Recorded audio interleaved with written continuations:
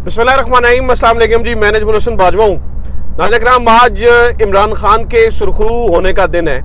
वो इस वजह से कि सबसे बड़ा मामला ये था कि किसी तरीके से इमरान खान का जो ट्रायल है वो फौजी अदालतों में किया जा सके, किसी तरीके से इमरान खान को एक ऐसे शिकंजे में घेरा जा सके कि जिससे शायद वो फिर निकल ही ना सके। बहरहाल आज सुप्रीम कोर्ट ने एक बहुत बड़ा फैसला दिया है, अनएक्सपेक्टेड फैसला, और 5-0 से ये फैसला आया है। कुछ लोग इसको जो है वो 4-1 का भी बता रहे हैं। वो इस तरह से कि जो याहिया अफरीदी साहब हैं उन्होंने एक मामले के ऊपर अपनी जो है ना वो राय महफूज की है। ये 5-0 का फैसला पाकिस्तान की तारीख का एक बेमिसाल फैसला है और कोई एक्सपेक्ट नहीं कर रहा था कि एक ऐसे मौके के ऊपर इस तरह का फैसला आएगा। ये फैसला किस तरह से इंप्लीमेंट होगा, मैं ये क्यों कह रहा हूं कि ये वाकई इमरान खान के जो है ना वो सुरखरू होने का दिन है, और अब इस फैसले के बाद फर्क क्या पड़ेगा, इस फैसले को डिस्कस करने के लिए मेरे पास जो है ना वो बड़े ही ज़बरदस्त लोग जो है ना वो मौजूद हैं। मेरे साथ अजहर सदीक एडवोकेट साहब मौजूद हैं, और इसके अलावा आसिफ भट्ट साहब मौजूद हैं। आसिफ भट्ट साहब जो है ना वो पीटीआई के जो है ना वो प्रेसिडेंट है यूके नॉर्थ वेस्ट के, और मियां अरशद साहब भी हमारे साथ मौजूद हैं। अगर मैं मियां साहब को जो है ना वो दिखा सकूं, मियां साहब भी मौजूद हैं। इन सब से जो है ना मैं राय लूंगा, लेकिन मैं थोड़ी सी चीज़ें जो है ना इसके बारे में सादा सादा बता के फिर आपके साथ जो है ना वो इन तमाम लोगों का ओपिनियन शेयर करता हूँ। सबसे पहले नाज़रीन किराम ये जान लीजिए कि इसका असर क्या होगा। इसका असर ये होगा कि ये जो 102 के करीब जो लोग हैं इस वक्त जो फौजी अदालतों में जिनका ट्रायल हो रहा है, और एक बार फिर से ट्रायल अब जो समझ लीजिए कि अब इस कदर तेजी से शुरू हो चुका था कि अदालत को भी बता दिया, सुप्रीम कोर्ट को भी बता दिया गया था कि ये जो है ना वो अब जो है ना उस ट्रायल का आगाज कर दिया गया है। अब इन लोगों को सिविलियन अदालतों को मुंतकिल करना पड़ेगा, जेलों में जो है ना वो लेके जाना पड़ेगा, और अब इनका जो ट्रायल है वो इंसदादे दहशत गर्दी की अदालत में होगा। जो सबसे मजेदार चीज इसमें इस पूरे मामले में सामने आई है वो ये है कि जो आर्मी एक्ट की वो जो दफा है, जिस दफा के तहत सिविलियंस का ट्रायल फौजी अदालतों में हो सकता है, इस अदालत ने, इस बेंच ने, इस 5 रुकनी बेंच ने उस शिक को ही कलअदम करार दे दिया है। अब इससे पहले भी हमने ये देखा कि मुख्तलिफ सिविलियंस का जो ट्रायल है वो फौजी अदालतों में होता रहा है, लेकिन अब इस फैसले के बाद जो है वो ये मुमकिन नहीं हो पाएगा। इसके ऊपर ये भी कहा जा रहा है कि जो पाकिस्तान तहरीक इंसाफ के जो लोग थे, यानी कि जो अभी पकड़े हुए जिन लोगों को पकड़ा गया है, उनका ट्रायल करने के ऊपर तो जो है ना वो तमाम जजेस का ख्याल यह है कि वो नहीं होना चाहिए फौजी अदालतों के अंदर, लेकिन जस्टिस याहिया अफरीदी साहब का ख्याल यह है कि इस शिक को कलअदम नहीं करार देना चाहिए, क्योंकि कल फिर किसी भी सिविलियन का ट्रायल जो है वो फौजी अदालत में नहीं हो सकेगा, उन्हें इंसदादे दहशतगर्दी अदालत के अंदर जो है वो लेकर जाना पड़ेगा। तो इसके ऊपर अब कानूनी तौर पे क्या असर पड़ेगा, सबसे पहले मैं अजहर सदीक एडवोकेट साहब से ये इस बारे में थोड़ा सा जान लेते हैं, और फिर उसके बाद आसिफ भट्ट साहब और मियां साहब हमारे साथ मौजूद हैं, उनकी राय भी जो है ना वो इसके ऊपर लेते हैं। अजहर सदीक साहब, आप इस बारे में क्या कहेंगे, मुझे सबसे पहले तो ये बताएं। रुके, मैं आपको माइक भी दे दूं, माइक भी दे दूं। मेरी शायद आवाज माइक के बगैर ही अब तक चली जाए। चले एनी केस, आप देखिए एक बात तो बड़ी वाज़ेह है नजम साहब, पाकिस्तानी तारीख में जो है ना, मैं आपके सामने 2 चीज़ें कुछ ऐसी बात करनी है जो रिकॉर्ड का हिस्सा रहे। जब लॉयर्स मूवमेंट शुरू हुई थी ना, तो 2 मकसद थे उनके। एक मकसद बड़ा वाज़ेह था कि जनाब आप यूँ कह रहे हैं कि एक मकसद बड़ा सीधा साधा कि जनरल परवेज़ मुशर्रफ को निकालना था और जजेस अपनी मर्जी के भर्ती होने थे। ये मैं किसी और वक्त बताऊंगा कि मैं कहना क्या चाहता हूँ। अब बात सिर्फ इतनी सी है, इस वक्त सुप्रीम कोर्ट के अंदर कुछ चंद हमारे दोस्त अहबाब मखसूस जजेस आ चुके हुए हैं, और जो मखसूस बेंचेस की बातें हो रही थी, बड़ा इल्जाम लगता रहा। अब यहाँ देखिएगा, ये हम ख्याल समझ आई बात, और अभी और याद देखिए वो कहेंगे सो गए, वो किधर के जो बड़े बड़े लिखारी थे, बातें करते थे, आज 90 दिन के इलेक्शन में बेंच यानी वो केस लग गया जनाब चीफ जस्टिस साहब के पास, और उस बेंच में क्यों लगा, इसी बेंच में क्यों नहीं लगाया, क्योंकि वजह थी इसमें डाइवर्सिटी थी इस बेंच के अंदर। आपने देखा कि जस्टिस याहिया अफरीदी ने अपना एक नुक्ता नजर दिया, यानी वो नजर आ रहा था ना, तो 90 दिन का वहां लगा दिया, ये वहां। अच्छा, और ये भी याद रखिएगा, इसके पीछे मैं देख रहा हूँ ना, supreme court practice and procedure act था।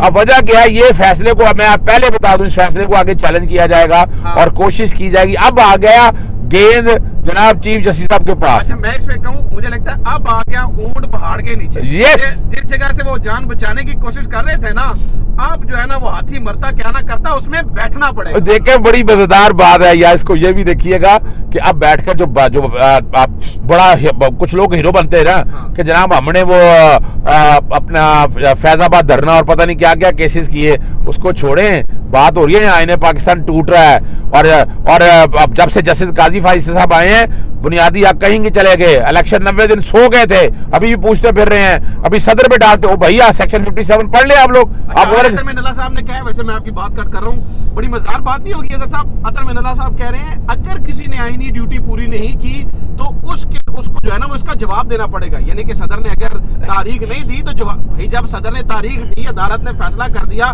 तो जिन्होंने तब आईनी ड्यूटी पूरी नहीं की उनकी आप बात नहीं करते। 90 दिन में इलेक्शन की डेट दी थी ना। हाँ। और यहाँ भी सदर पाक, देखिए वजह क्या है, वो शायद मेरे ख्याल उनके नजर से गुजरा नहीं है जस्टिस अतर मिनल्ला साहब के, भाई सेक्शन 57 में तरमीम कर दिया उन्होंने। उन्होंने इलेक्शन तारीख का इख्तियार दे दिया है किसको, इलेक्शन कमीशन को। भाई आईन में लिखा हुआ था। अब सदर पाकिस्तान ने अपनी आईनी जिम्मेदारी पूरी कर दी है।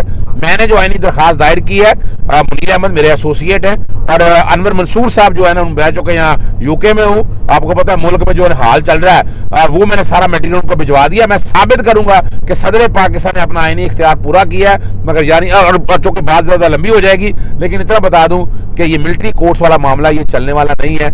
अगर आपने ये सारा काम छोड़ना, छोड़ के बंद करें। एक लाइन में मुझे बता दें, उसके बाद हम आगे चलते हैं। एक लाइन, आज जो करना चाहते थे इमरान खान का मिलिट्री कोर्ट के अंदर ट्रायल, आज इमरान खान उससे सुरखरू हो गया कि नहीं? वो हो 100% हो गया। ये कोई इमरान खान का इशू नहीं है, ये पूरी पाकिस्तानी कौम के लिए है। और यहाँ देखे इस मौके के ऊपर, और खास तौर पर आज साइफर केस में फर्द जुर्म आयद नहीं होनी थी। साइफर केस में फर्द जुर्म आयद इसलिए हुई है कि इमरान खान को जेल में रखना है। अब ये 9 मई वाला मामला तो एक तरफ चला जाना था, ये तो जाना था दहशतगर्दी की कोर्ट के अंदर, वहां चलना था। अब साइफर केस में आज फर्द जुर्म आयद होके लग रहा है। और ये सोचना चाहिए हमारे चीफ जस्टिस साहब को, अदालतें कल भी आम थी, आज भी आम है और आइंदा भी आम होगी। लेकिन अब एक बात साबित हो गई है कि ये जो हम ख्याल बेंचेस वाला जो कॉन्सेप्ट है ना, वो कहीं ना कहीं फ्लरिश कर रहा है। इसको किल होना चाहिए था। जैसे उन्होंने पहले फुल कोर्ट बना दिया था, इन केसेस के अंदर भी फुल कोर्ट बनाते, दोनों में फुल कोर्ट बनाते, और फुल कोर्ट के बाद, और ये सवाल उठाया था जस्टिस आयशा मालिक ने सुप्रीम कोर्ट प्रैक्टिस है, ये भी जब ये फैसला करेगा फुल कोर्ट तो उसकी अपील कराई जाएगी। अब ये डरने की क्या बात थी, सीधी सी बात है, ये भी फुल कोर्ट में ले जाती है और मामला वो अपील अल्लाह मियां के पास। अच्छा चले बहरहाल कौम को मुबारक हो। हम सिविल लिबर्टीज के साथ खड़े हैं और हम चाहेंगे सिविल लिबर्टीज आगे चलें। लेकिन अगर आप इसको इस तरह लेकर जाएंगे तो फिर छोड़ें, अदालतें भी बंद करें। ये तो अच्छा है ना। तालिबान क्या चाहते हैं? तालिबान ये कहते हैं ना, जट शादी जट मंगनी जट प्यार। और ये जो कुछ भी हो रहा है, आप वैसे भी आपको पता है प्रेस कॉन्फ्रेंसों पे सारा कुछ तो हो रहा है यार। तो ये बल्कि ये भी होना चाहिए, ये वाला इंसाफ भी ना, प्रेस कॉन्फ्रेंसों पे बैठे, इधर बैठे उधर बैठे और खत्म कर दें इस बात को। ये पीनल कोड के अंदर बस अदर भाई ने सही कहा है कि पीनल कोड के अंदर ना अब ये शिकायत नहीं दायर कर देनी चाहिए कि प्रेस कॉन्फ्रेंस के जरिए जो है ना वो इंसाफ। आसिफ भट्ट साहब मुझे ये बताएं कि आज फौजी अदालतों का फैसला तो आ गया है और उसमें तो लग रहा है कि इमरान खान साहब जो है ना वो सुरखरू हो गए, बल्कि पाकिस्तानी कौम जो है ना वो सुरखरू हो गई है। बड़े बेचारे शरीफ बच्चे जो है, शरीफ कह लें या गरीब घरों के लोग जो हैं वो कह लें, वो फंसे हुए हैं। चले एक दफ़ा वो अजहर साहब कहते हैं मिसाके पाकिस्तान एमनेस्टी का ऐलान हो जाना चाहिए, एक दफ़ा सबको जो है ना हम माफ़ी हो जानी चाहिए। बिस्मिल्लाहिर्रहमानिर्रहीम। मैं ये समझता हूँ कि आज का जो फैसला हुआ सुप्रीम कोर्ट की तरफ से, ये एक हवा का झोंका आया है सुप्रीम कोर्ट की तरफ से। जिस तरह पाकिस्तान में हमारी अदालतों का इंसाफ का कत्ल हो रहा था, तो हम ये समझते हैं कि ये बहुत काबिल तहसीन फ़ैसला है। जिन जजों ने ये फ़ैसला किया कि मिलिट्री जो कोर्ट के अंदर जो है ना वो फैसला सिविलियन का ट्रायल जो है ना वो नहीं होना चाहिए।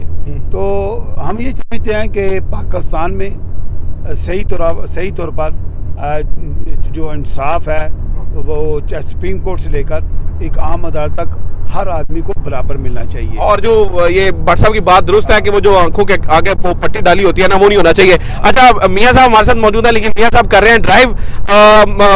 अदर भाई अगली वीडियो के अंदर हम मियां साहब का जो है ना एक देखिए, एक बात जो बड़ी जरूरी है और वो मैं बात करूंगा, जैसा वो क्या है।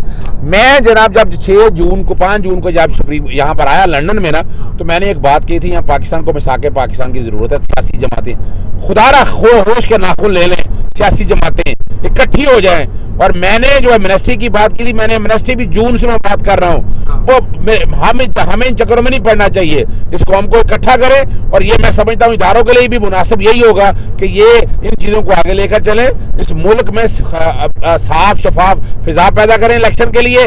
और पाकिस्तान पीपल्स पार्टी, मैं डिमांड करता हूँ, आए और जमहूरियत को डिफेंड करें। बिल्कुल सही बात है। और आखिरी बात मैं आपको बता दूं, ये हम सारे जो हैं वो इस वक्त जा रहे हैं, आ चुके, आपको पता है अरशद भाई की जो है ना वो बरसी है। यासिफ भट्ट साहब ने और मियाँ साहब ने खास इसका एहतमाम किया है। अजहर सदीक एडवोकेट साहब आपको पता है कि लंबे अरसे से यहाँ में मौजूद हैं। अभी मैं भी यहाँ पे जो है ना वो इनके साथ जो है ना वो पहुँचा हूँ। तो इंशाल्लाह अज़ीम आज अरशद भाई की बरसी के मौके के ऊपर हम दुआ करेंगे। अरशद भाई के लिए क्या दुआ करनी, वो तो शहीद है, वो तो हमेशा के लिए जो है ना अल्लाह ताला की रहमत है उनके ऊपर।